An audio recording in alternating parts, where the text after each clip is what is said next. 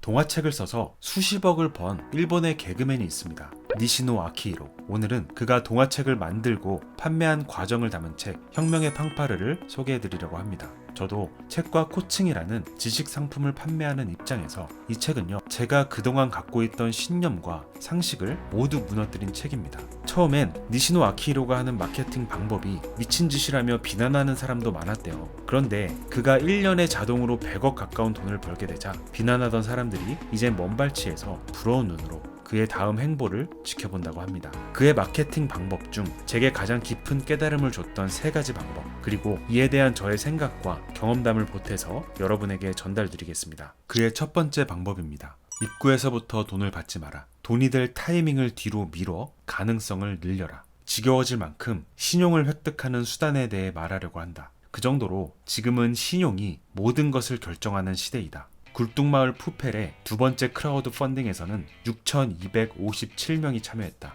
당시 국내 역대 최고 투자자 수였다. 나는 데뷔 때부터 니시노 아키히로 도견해라는 단독 토크 이벤트를 개최했다. 2016년 여름에 도쿄에서 개최한 니시노 아키히로 도견해는 티켓이 매진되었다. 4,500명이나 되는 관객분들이 직접 회장을 찾아주셨다. 참고로 내가 주최하는 도견회는 수많은 토크쇼나 강연회와 달리 나만의 세계관을 드러내고 미술 세트나 조명부터 아주 사소한 것까지 나다운 것을 넣었다. 회장에 흐르는 음악은 그랜드 피아노를 실어와 프로 피아니스트가 연주하게 했다. 당연히 라이브 제작비는 그만큼 늘어났는데 티켓 요금은 2,000엔이었고 2층에 한해 초등학생은 무료였다. 매니저는 무슨 생각을 하는 겁니까? 5,000엔에서 6,000엔이 아니면 장사가 안 돼요 하고 울며 매달렸지만 나는 상관하지 않았다. 특별히 좋은 사람인 척 하는 게 아니라 수지를 따졌을 때 돈이 될 거라는 계산이 있었기 때문에 그렇게 했다. 인터넷을 통해 모든 것을 다 볼 수 있는 시대가 된 지금,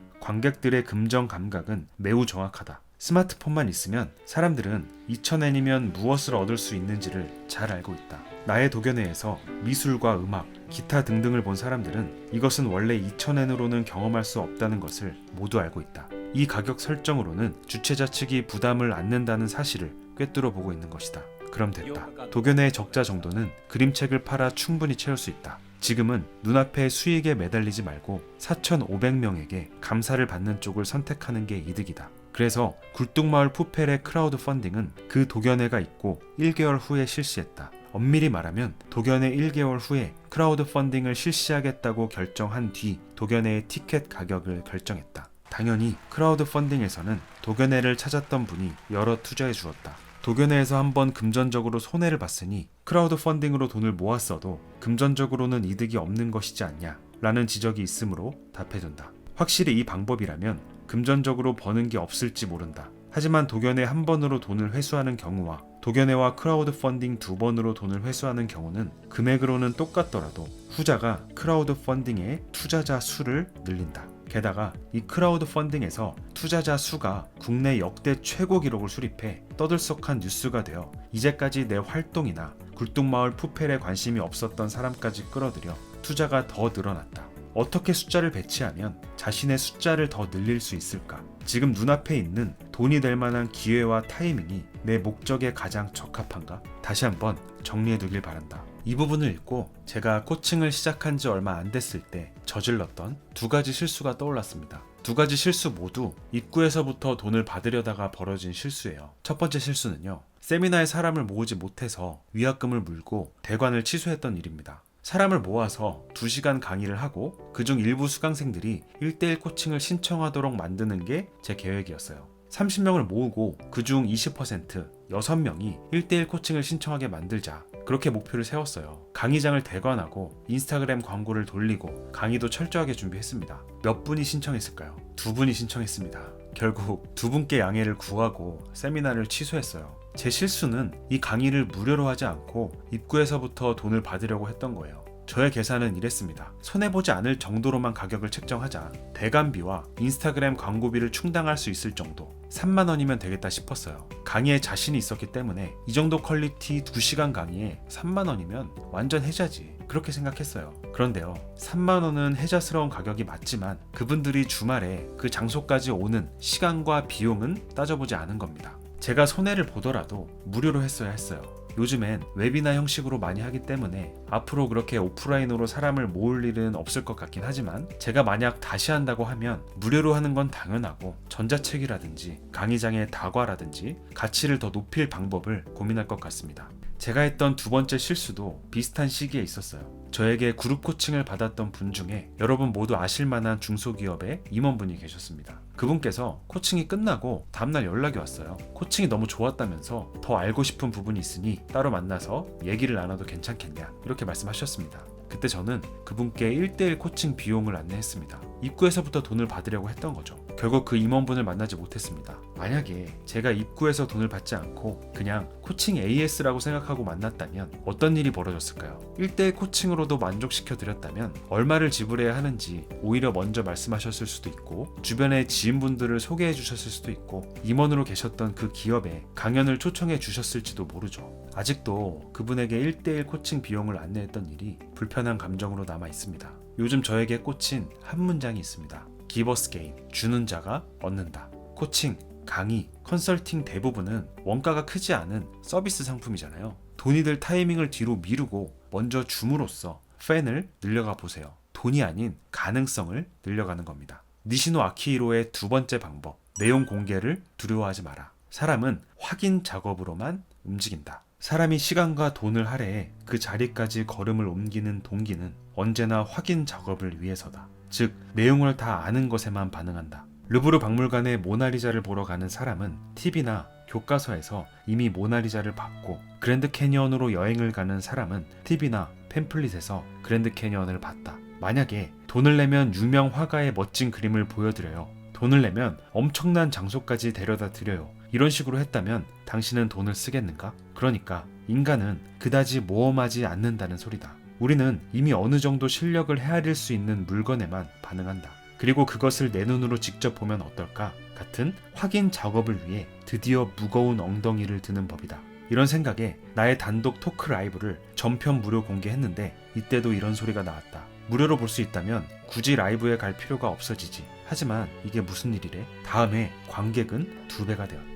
예전에 스마트 스토어가 열풍일 때 사람들이 신사임당 강의를 돈 주고 구매하는 게 좀 이해가 안 됐어요. 그의 노하우는요, 창업 다마고찌라는 시리즈물로 다 다뤘거든요. 이미 공개된 영상만 차근차근 찾아보면 될 텐데 왜 그걸 돈 주고 사지? 차라리 신사임당 말고 또 다른 고수를 찾아서 그 고수의 강의를 구매하는 게 더 낫지 않을까? 그런데 이 책을 읽으면서 사람들의 심리를 이해할 수 있었습니다. 인간은 그다지 모험하지 않는다. 사람들은 이미 검증되고 친숙한 것을 직접 확인하기 위해 움직인다. 모험을 하기보다는 이미 들었던 내용이지만 책이나 강의로 일목요연하게 정리된 것을 보는 게 훨씬 안전하다고 판단하는 겁니다. 여러분은 여러분이 가진 지식 상품을 어느 정도까지 무료로 공개할 수 있나요? 만약 아직도 무료 공개가 좀 껄끄럽게 느껴지신다면 이어서 읽어드릴 세 번째 방법을 잘 들어보시기 바랍니다. 무료 공개를 비판하는 사람에게 미래는 없다. 나는 그림책 굴뚝마을 푸펠의 모든 페이지를 인터넷에 무료로 공개했다.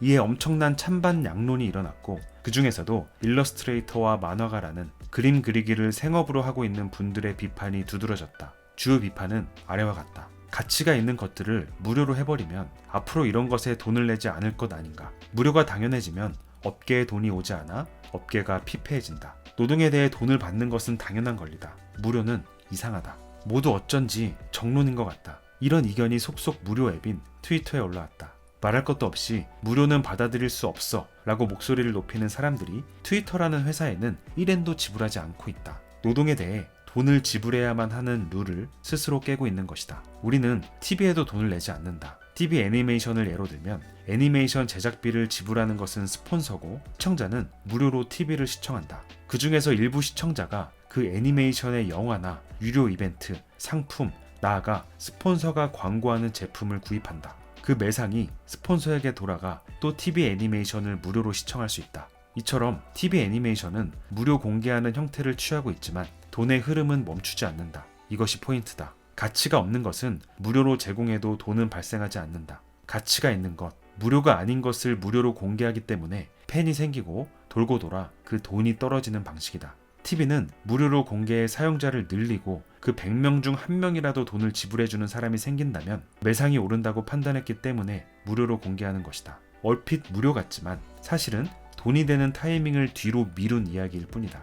입구를 무료로 해 더욱 큰 보상을 노린다. 시간차로 돈이 발생하는 것이다. 모든 서비스에는 이용한 그 순간에 돈을 지불해야만 한다는 것이 상식인 그런 사람으로부터는 당연히 입구가 무료인 트위터나 구글, 인스타, TV라는 아이디어는 나오지 않는다. 자신의 의사가 아니라 돈에 따라 선택지가 좁아지고 행동이 억제되고 있다. 그리고 그 룰 밖으로 나오려고 하지 않는다. 굴뚝마을 푸펠은 무료 공개 후 매상이 늘어 스태프 모두에게 보너스가 나갔다. 무료 공개는 유용한 마케팅 수단이긴 하죠. 하지만 모든 제품과 서비스에 적합한 방식은 아니고요. 공개 범위와 방식에서도 깊은 고민이 필요합니다. 니시노 아키히로와 같은 그림책이라면 어떤 형태의 무료 공개가 적합할까요? 상식적으로 전체를 무료 공개하는 것은 미련한 짓 같죠. 하지만 니시노 아키히로는 그림책 전체를 무료로 공개했고 엄청난 매출을 만들어냅니다. 여기에 저자의 통찰과 세밀한 전략이 숨어 있습니다. 그는 이렇게 말합니다.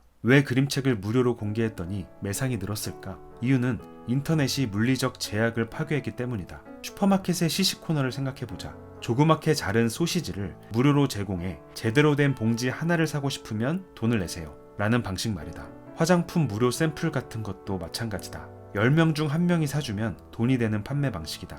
이런 방법은 아주 오래전부터 있었지만 이것이 인터넷과 만나면서 어마어마해진 것이다. 무슨 이유일까? 소시지를 아무리 잘게 잘랐다고 해도 소시지 10개에는 10개 분량의 비용이 든다. 100개가 되면 100개 분량의 비용이 든다. 그러나 데이터는 다르다. 1개를 제공하든 10억 개를 제공하든 기본적으로 1개 분량의 비용밖에 들지 않는다. 10명 중 1명의 확률로 구매해주는 물건이면 10억 명에게 나눠주면 1억 명이 사준다. 그것도 1인분의 비용으로. 옛날부터 있었던 10명 중 1명에게만 판다면 일하는 방식과 인터넷의 궁합이 아주 잘 맞았던 것이다. 굴뚝마을 푸펠의 무료 공개에 대해서는 내 블로그만이 아니라 뉴스 사이트의 편집장에게 직접 연락해 뉴스 기사로 내보냈다.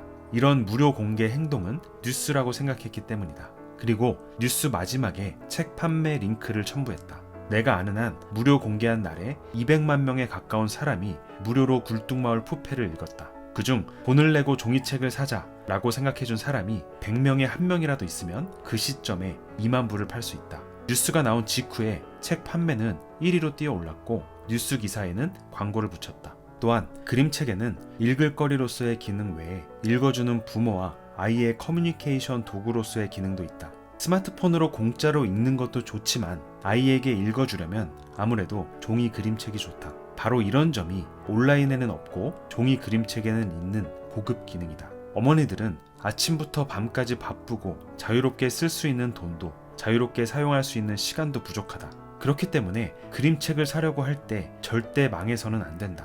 그래서 우선은 서점에 서서 끝까지 읽고 재미있으면 아이에게 사준다고 한다. 즉 그림책을 무료로 공개하면 돈 내고 살 리가 없다는 지적은 틀렸다. 그림책을 사는 결정권을 쥐고 있는 어머니들은 원래부터 충분히 내용이 다 드러나는 작품만 사고 있었다. 어머니들은 바쁘다. 좋은 책을 만날 때까지 여러 권의 책을 읽기 위해서 며칠씩 서점이나 도서관을 드나들 수는 없는 노릇이다. 그런 어머니가 결과적으로 어디에 착지하느냐면 어릴 때 읽고 재밌었던 그림책을 자기 아이에게 사주는 안전한 전략이다. 덕분에 그림책 업계는 벌써 몇십 년째 아주 오래전 출판된 작품만 팔린다. 저자의 전략을 되짚어 보겠습니다. 첫째, 아무리 시식을 늘려도 아무리 샘플을 많이 나눠줘도 비용이 증가하지 않는 인터넷 세상에 그림책 전체를 무료 공개한다. 그는 무료로 그림책을 본 사람들 중 10%가 종이책을 살 거라고 예상했죠. 엄마들이 그림책을 구매하는 방식과 그 이유에 대한 좋은 인사이트를 가지고 있었기 때문에 이런 예측을 할 수 있었을 겁니다.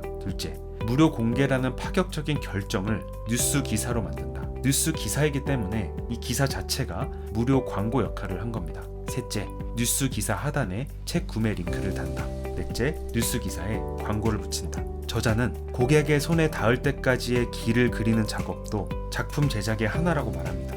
여러분은 그 길을 잘 그려놓고 계신가요?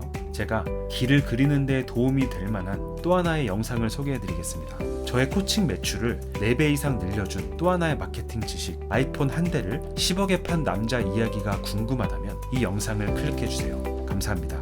이너게임이었습니다.